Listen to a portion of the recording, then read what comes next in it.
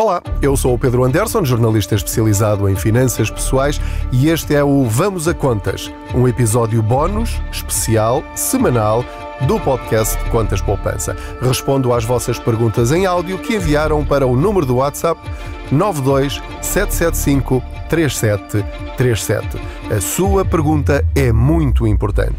Vamos à dúvida desta semana. Estamos em 2025 e o futuro chegou. É a inteligência artificial que governa o mundo, as casas que são inteligentes e os carros que se conduzem sozinhos. E mesmo assim, ainda paga comissões de manutenção de conta? No ActiveBank essa comissão é zero e acreditamos que existem maneiras muito melhores de gastar o seu dinheiro do que aí. Sem filas, sem papelada e com uma app simples, intuitiva e feita à sua medida. Passe pelo site e dê o primeiro passo rumo ao banco que já está no futuro.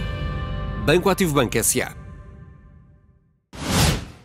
Olá, eu sou o José, tenho 26 anos, a minha namorada tem cerca de 23 anos e preciso de uma opinião sua sobre o que faço daqui para a frente, depois do passo grande que vou fazer. O objetivo principal será também ajudar outras pessoas na minha situação e principalmente fazer com que a minha namorada ouça a resposta e reflita para si sobre parte financeira. Eu moro com a minha família num apartamento social e, ao contrário da minha família, sempre fui muito certo a nível de dinheiro. Para além disso, até ao dia de hoje, consegui juntar cerca de 35 mil euros e, como vou avançar com um crédito à habitação e também ter herdado uns terrenos, fez-me dar a entrada de 10%. Eu paguei a entrada e em breve vai acontecer a escritura. O restante valor vai ser a crédito e, para também me proteger, tanto a mim como a ela, eu vou fazer uma menção na escritura em como eu dei esse 10%. Apesar disso, nós temos 8 anos de namoro, então eu penso que nós vamos nos dar muito bem e já experimentámos também morar juntos, o que é importante. E, para além disso, como eu sou a pessoa mais certinha, também vou ser eu que vou gerir o nosso dinheiro. Sobre o nosso dinheiro, eu ganho à volta de 1.450 euros e ela à volta de 1.000, com subsídio de alimentação, e pensei em reservar em 200 a 300 euros por mês para abater o crédito de 3 em 3 meses ou de 6 em 6. Para além disso, quero também reservar uma pequena parte de 10% para investimentos. O restante será guardado para eventuais situações que possam surgir, investimentos futuros, etc. Para além disso, também conto que a minha namorada dentro de um mês vai ter um aumento de 200 a 400 euros, pois ela não estava a ser mal remunerada e parece que eu é que a fiz vir isso. Quais as dicas que dá para nós começarmos nesta nova fase da nossa vida adulta? Assim, um parênteses aqui à parte, eu estou a desenvolver uma aplicação financeira, um website financeiro, onde dá para registar as nossas despesas de forma fácil utilizando o WhatsApp ou relógio ou outro tipo de dispositivo. Inclusive também queria deixar um tablet na casa com os dashboards financeiros, conseguir fazer previsões, ou seja, ajudar-me muito mais financeiramente e ter muito mais controle sobre o que neste momento temos, seja imóveis, seja investimentos, seja o que for. Muito obrigado e agradeço a resposta. Olá José, muito obrigado pelas suas várias questões. Até estou com alguma dificuldade em saber por onde começar. Vamos do mais simples para o mais complicado. Já sabem que podem enviar as vossas perguntas em áudio para o WhatsApp do Contas Poupança, que é o 927753737, como o José acabou de fazer. Também subscrevam este podcast que tem como único objetivo aumentar a literacia financeira dos portugueses. Ora, José, vamos ver o que é que eu percebi para servir de contexto. Tem 26 anos, é um jovenzinho ainda, já com muita maturidade financeira. Parabéns por isso. A sua namorada, quando diz cerca de 23 anos, portanto até pode ter 22, e portanto ainda é muito nova e, pela sua descrição, ainda não tem muita maturidade financeira, que não tem nada de mal. Portanto, muito provavelmente, com a idade dela, se calhar até sabia menos do que ela e menos do que o José. Eu só comecei a acordar para o dinheiro depois dos 40 anos, o que é absolutamente trágico, mas é o que é, e é com isso que eu tenho de viver, e é por isso que eu quero partilhar este conhecimento o mais cedo possível. Primeiro conselho, e não interprete isto como querendo vender o meu livro. Eu escrevi o livro Começa Já, é o título do livro, para pessoas como o José e como a sua namorada, a futura mulher. É tudo aquilo que eu estou a ensinar aos meus filhos e que quero partilhar com todos os jovens deste país para começarem da melhor maneira possível, sendo que um dos capítulos é justamente como lidar com as finanças em casal, porque e estou a partir do princípio que os dois vão ouvir este episódio. Infelizmente, o dinheiro é uma das principais causas de divórcio em todo o mundo, incluindo, obviamente, Portugal.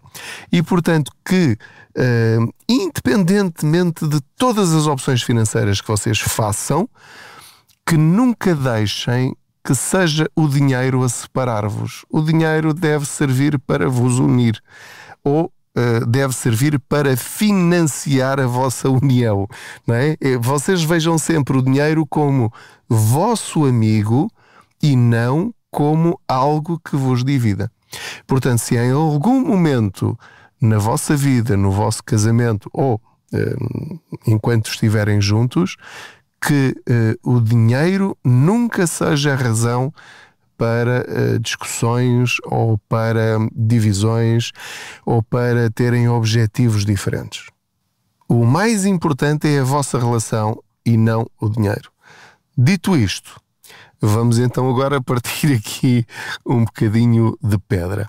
Coisas boas que o José está a fazer. É uma pessoa que decidiu mudar a história financeira da sua família.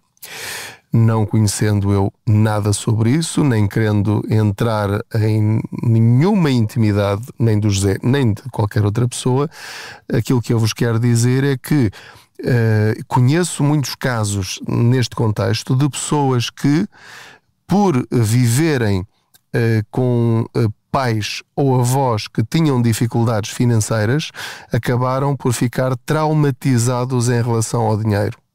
É típico. Pessoas que tiveram ou assistiram a dificuldades financeiras dos pais ou de outros familiares têm uma grande propensão para serem hipercontrolados em relação ao dinheiro.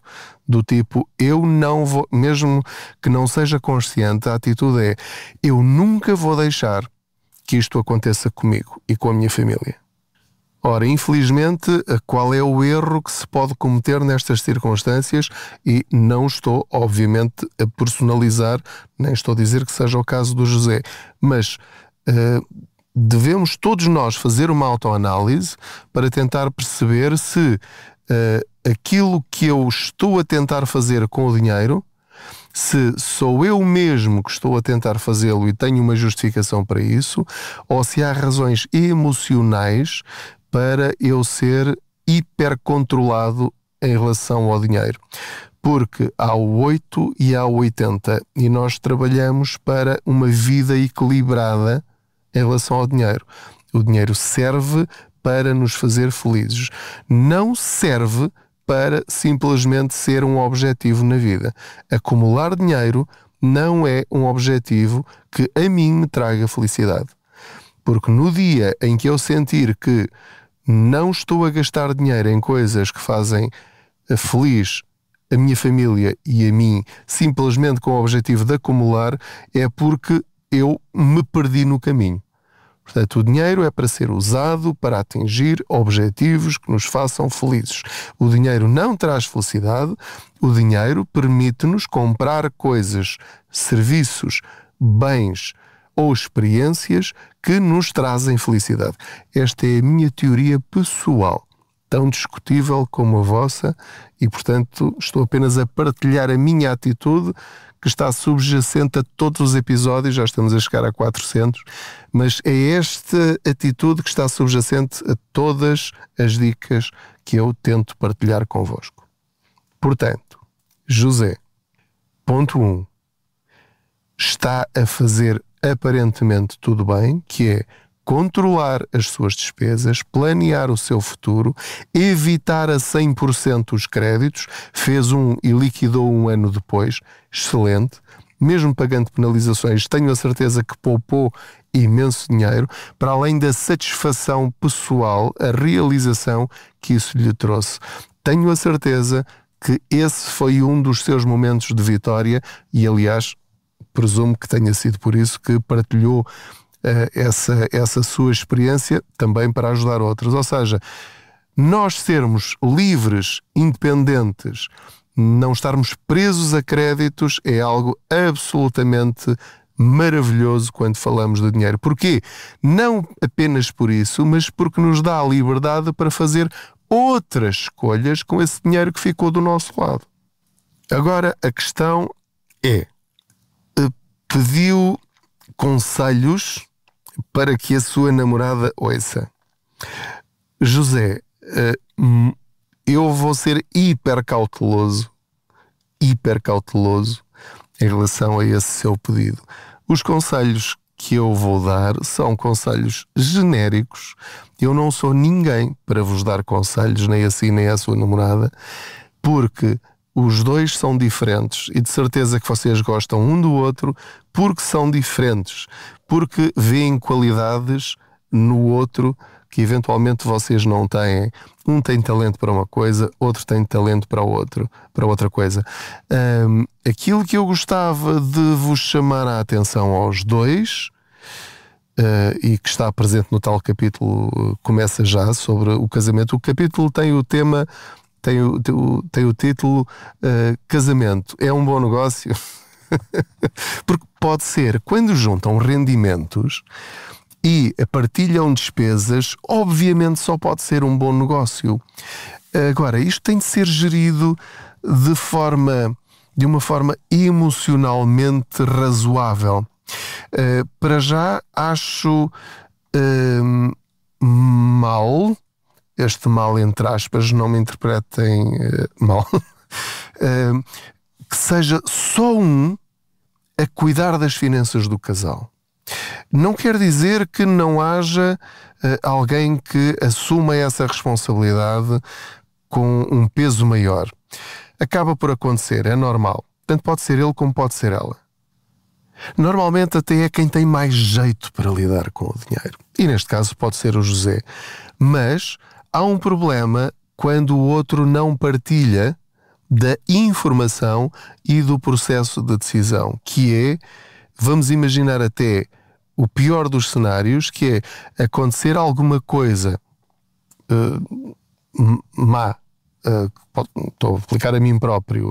Cá em casa sou eu que lido com os investimentos e com o dinheiro e com a maior parte das despesas. Se me acontecer alguma coisa, a minha mulher provavelmente não vai ter, pelo menos no futuro imediato e próximo, capacidades técnicas para lidar com a maior parte das situações. Portanto, é fundamental que os dois, ao longo do tempo, mensalmente ou até quinzenalmente, se sentem e que falem sobre a situação financeira, e é muito importante que estejam os dois de acordo com as decisões que forem tomadas. Não há nenhum problema em ser o José a sugerir, a fazer o relatório. Olha, a nossa situação é esta, este mês. Temos estas despesas, já estão todas pagas, ok? Neste momento sobra-nos este valor.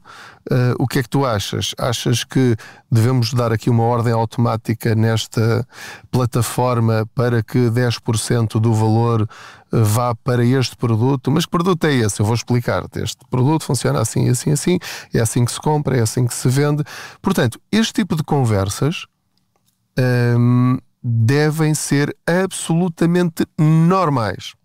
Em finanças pessoais e em inglês chamamos a este tipo de encontros os money dates. Portanto, encontros românticos, mas para falar sobre dinheiro. Com um cafezinho, umas bolachinhas, um bom vinho tinto, um bom vinho branco, 2 cervejinhas geladas, o que vocês entenderem, um chá. Mas falarem sobre dinheiro e sobre a vossa situação específica, detalhada, mas de forma descontraída, nunca para discutir. E é nessa altura que devem definir quais são os vossos objetivos e se os estão a atingir. José e todos os outros. Fiquei preocupado e não estava à espera eu espero que seja um esquecimento, mas face ao relatório detalhado que fez da vossa situação e de todos os cuidados que tem, não falou aí, espero não ter sido distração minha, do fundo de emergência.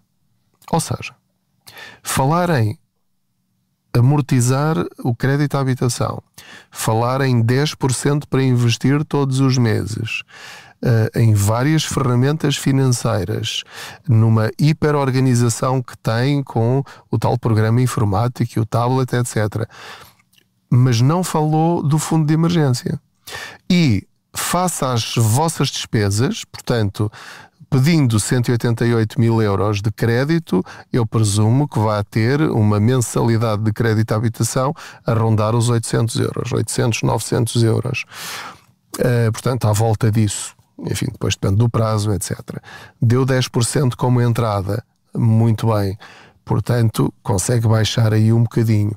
Mas, com essas despesas, mais as despesas de eletricidade, água, gás, condomínio, tudo o que estiver relacionado com alimentação, com transportes, se tiverem 2 carros, as respectivas despesas, o IMI, quando começarem a pagar, tudo isso, eu estimo que o vosso fundo de emergência deva rondar os 8 mil, 9 mil euros, 10 mil euros.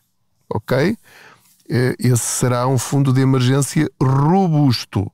No mínimo dos mínimos 5 mil euros, fazendo as contas aqui por alto, vocês deverão ter em capital absolutamente garantido, em certificados de aforro, em contas remuneradas, do tipo Trade Republic ou outras, ou Banco Inter Online, ou outros, portanto, em que rendem dinheiro ao dia. Também tem outras ferramentas com capital garantido, como o My Savings. Pronto, estou a dar aqui várias alternativas. Como já sabem, não estou a vender nenhum produto, não recebo comissões de ninguém. Agora, esse produto tem de estar absolutamente garantido e líquido, com liquidez. E o José não falou sobre isso. Portanto, espero que tenha sido esquecimento. Se não for esquecimento, só vai começar a amortizar o seu crédito à habitação, só vai começar a investir agressivamente depois de ter o fundo de emergência. E depois da sua namorada, mulher, concordar com isso. E em que percentagens? Porque, senão, vai ser um stress absolutamente desnecessário, que é, o José quer fazer crescer o vosso dinheiro, o vosso património, mas vai retirar felicidade e descontração ao vosso relacionamento. Portanto, isto tem de ser muito bem conversado entre vocês. E é esse o conselho que eu vos quero dar, tipo paizinho mais velho, sendo que sinto que não tenho esse direito, mas uma vez que me pediu, é este conselho que eu dou aos meus filhos, sobretudo ao meu filho mais velho, e que partilho no livro, e portanto sinto-me à vontade para também partilhar consigo publicamente, porque acho que é muito importante, sobretudo a transparência e a comunicação entre o casal. É fundamental. Mais do que as percentagens, mais do que as ferramentas de investimento que são mais rentáveis. Quer dizer, não adianta estar a investir e ganhar 10, 15% ao ano se discutem todos os meses ou se vão discutir uma vez, e essa discussão pode terminar muito mal porque alguém vai dizer: eu bem te avisei que não devias ter posto o dinheiro nessas coisas, eu sempre fui contra, e portanto, e depois as coisas vão rolando por aí abaixo e pode ser absolutamente trágico. É desnecessário isso acontecer quando todos temos cabeça. Queria dar-vos, portanto, algumas dicas práticas para gerirem o vosso orçamento mensal. Há a regra simples do 50-30-20, que é 50% para todas as despesas obrigatórias, que não há hipótese, tem mesmo de ser, que devem ser renegociadas com muita regularidade para pagar sempre o menos possível pelos melhores serviços. Os 30% que é para viverem a vida, ou seja, para irem jantar fora, para os vossos hobbies, para aquilo que vocês entenderem, para coisas, enfim, que não são essenciais, mas que vocês querem ter. E depois os 20% que terão de dividir de várias maneiras, como por exemplo para amortizar a casa, para começarem já cada um de vocês a fazer um PPR ou a investir em ETFs, mas a pensar a tremendamente longo prazo, que é para a vossa reforma, portanto pensarem 20, 30, 40 anos, não é? É daí que vão retirar esse dinheiro, e depois ainda uma percentagem, dentro desses 20%, para investir de forma mais agressiva para poderem atingir objetivos intermédios, que só vocês saberão quais são. Como o José percebeu, é muito importante conversarem sobre isto. Aproveitem esse tal money date regular para porem também num papel, já que o José gosta de pôr as coisas no papel bem escritas e detalhadas, então façam um planinho em que cada um define quais são os objetivos que os fazem felizes a 3 anos, a 5 anos, a 10 anos e a 40 anos. Ok? Cada um dos dois. Não tem de ser iguais, objetivos iguais. Ok? Depois de decidirem cada um aquilo que quer atingir, então, depois, noutra folhinha, tracem objetivos comuns. E vejam como é que vocês podem gerir o vosso orçamento para atingirem objetivos comuns ao longo do tempo, ao mesmo tempo que tentam também, cada um de vocês, colaborar para que o outro consiga atingir algum dos seus objetivos pessoais. Porque cada um tem a sua própria individualidade e é bom que continuem a tê-la. Quais são alguns objetivos comuns? Filhos, sim ou não? Férias, sim ou não? Onde? Pagar a casa mais cedo? Quantos anos mais cedo? Reformarem-se mais cedo? Quantos anos mais cedo? Emigrar? Por exemplo, no caso dela, ter a sua própria farmácia? No seu caso, criar o seu próprio negócio? Ponham por escrito esses vossos objetivos. Também decidam o mais cedo possível, é outra das dicas que eu dou no livro Começa Já, definam como é que vão organizar as vossas poupanças. Há casais que só usam uma conta comum, uma conta conjunta. Há casais, e isto não há certo ou errado, é aquilo que vocês acharem que é melhor para vocês. Um tem uma conta, o outro tem a sua própria conta e há uma terceira conta para pagar as contas em que cada um paga uma determinada percentagem e depois cada um usa o seu dinheiro como muito bem entender. Outros casais definem, por exemplo, que até um determinado valor não têm de prestar contas ao outro. Por exemplo, até 100 euros por mês ou 100 euros por mês que cada um gere como entender, gasta como quiser, mesmo que o outro ache que é mal gasto, não tem nada a ver com isso. Se me dá gosto de gastar dinheiro naquilo, é assunto meu e faz parte do orçamento, está orçamentado, é como a mesada que os pais dão aos filhos. Portanto, num casamento, isso também confere liberdade e evita conflitos depois dentro do casamento. Outra questão que vocês podem avaliar é, por exemplo, até que valor é que, ou acima de que valor é que o outro deve dar conhecimento ao outro antes de fazer uma compra. Isso também pode evitar vários conflitos no futuro. Ou seja, decidirem, olha, qualquer compra acima de 100 euros, o outro não compra sem falar primeiro com o outro. E isto, se for levado a sério, não é nenhuma limitação, dá liberdade ao casal e gera confiança. Agora aquelas compras de vou comprar e não lhe vou dizer nada porque senão ele zanga-se ou ela zanga-se. Portanto, isso retira confiança no casamento. Isto é apenas a minha opinião, isto vale o que vale. Portanto, não me interpretem mal. Isto não quero ser moralista, nem sou paizinho de ninguém. Quer dizer, sou paizinho dos meus 2 filhos. Não quero mais. E, portanto, é nesse contexto. Só quero partilhar aquilo que eu acho que ajuda a funcionar. Para terminar, queria só alertar-vos para uma situação que vai servir para o resto das vossas vidas e de todos aqueles que estão agora a ouvir.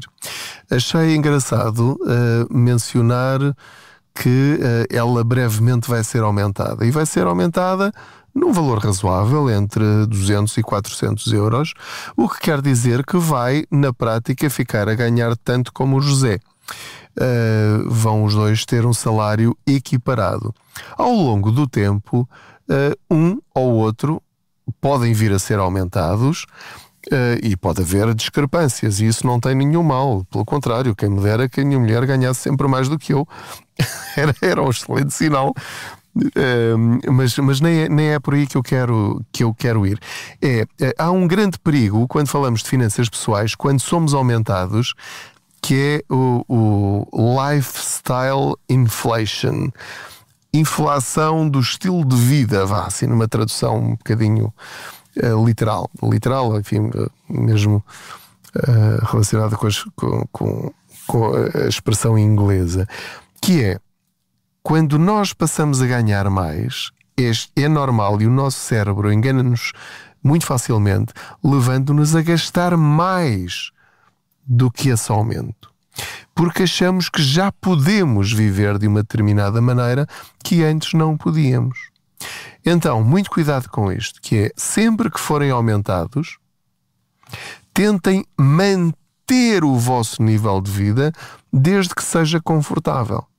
E depois, é esse gap, no bom sentido, essa diferença, que vocês vão usar para investir, para amortizar mais, para viverem experiências que de facto façam sentido para vocês. Porquê? Porque muitas vezes o que acontece é, se alguém é aumentado 400 euros ou 300 euros por mês, imediatamente o que é que pensa? Já posso trocar de carro e vou comprar um melhor e mais novo. Logo, o que vai acontecer é que o valor do aumento salarial vai logo para o crédito do carro, ou, comprando o carro a pronto, é um carro que provavelmente consome mais, vão passear mais, muito bem, não há problema nenhum com isso. O seguro do carro vai ser mais alto, se calhar vão aparecer mais multas porque vai andar mais rápido, enfim, pronto, é só para dizer que isto tanto pode ser em relação a um carro, como pode ser a jantar fora mais vezes, como pode ser a comprar mais roupas, como pode ser a trocar para uma casa melhor localizada, levando a grandes aumentos de tudo. E portanto, sempre que nós somos aumentados e inflacionamos o nosso estilo de vida, normalmente, infelizmente, o que acontece é que passamos a viver pior do que antes do aumento. Viver pior financeiramente, com mais stress financeiro, com mais dificuldades financeiras. E isso é uma tontice, porque acabamos de passar a ganhar mais. Portanto, viver sempre um degrau abaixo daquilo que nós podemos. Esse é o segredo inteligente das finanças pessoais. José, já estou a chegar ao fim. Muito obrigado pela vossa paciência em me ouvirem em mais esta boleia financeira. Aquilo que eu queria dizer ao José é que eu acho fabuloso esse seu projeto do tablet e do programa. Isso pode eventualmente até ser um bom negócio para si, transformar isso numa fonte de rendimento, se for uma coisa muito útil.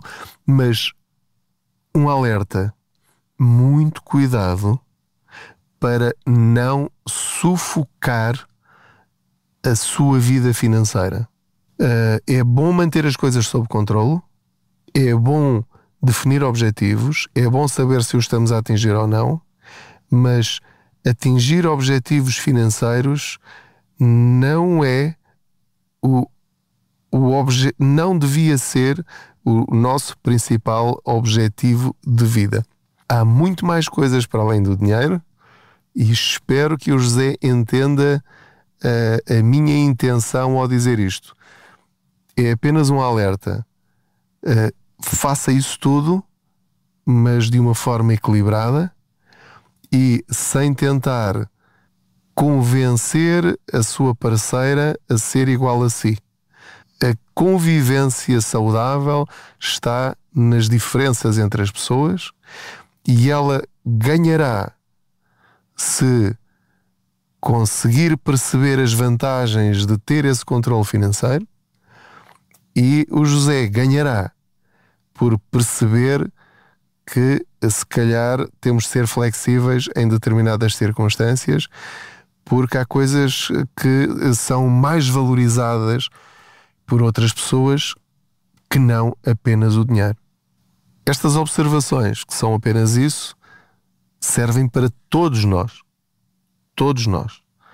E, portanto, o dinheiro é como um animal de estimação, quando é bem treinado, é o nosso melhor amigo, no caso do cão.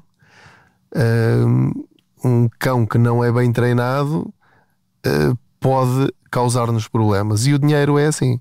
Nós temos de treinar o dinheiro, temos de fazer dele o que nós quisermos, não pode ser o dinheiro a mandar em nós. E, portanto, eu creio que vocês estão no bom caminho e se forem equilibrados e levarem isto com transparência e com razoabilidade, eu acho que vocês vão ser muito felizes. Muito obrigado pela vossa confiança em quererem saber a minha opinião. Espero que tenha sido uma conversa útil para todos vocês e espero que ninguém tenha interpretado estas minhas palavras de alguma forma moralista ou enfim, que não quero ser mal interpretado e espero ter conseguido atingir esse objetivo. Não se esqueça de subscrever este podcast, de o partilhar com outros e de me seguir nas redes sociais. Eu partilho todas as dicas que encontro em contaspoupanca.pt. É lá que está o centro de todo este projeto do Contas Poupança, e assino também a newsletter em contaspoupanca.pt. Tem lá em cima um botãozinho para subscrever essa newsletter que sai todas as terças-feiras. Muito obrigado, boas poupanças. Estamos em 2025 e o futuro chegou. É a inteligência artificial que governa o mundo, as casas que são inteligentes e os carros que se conduzem sozinhos. E mesmo assim, ainda paga comissões de manutenção de conta? No Active Bank essa comissão é zero e acreditamos que existem maneiras muito melhores de gastar o seu dinheiro do que aí. Sem filas, sem papelada e com uma app simples, intuitiva e feita à sua medida. Passe pelo site e dê o primeiro passo rumo ao banco que já está no futuro. Banco Active Bank S.A.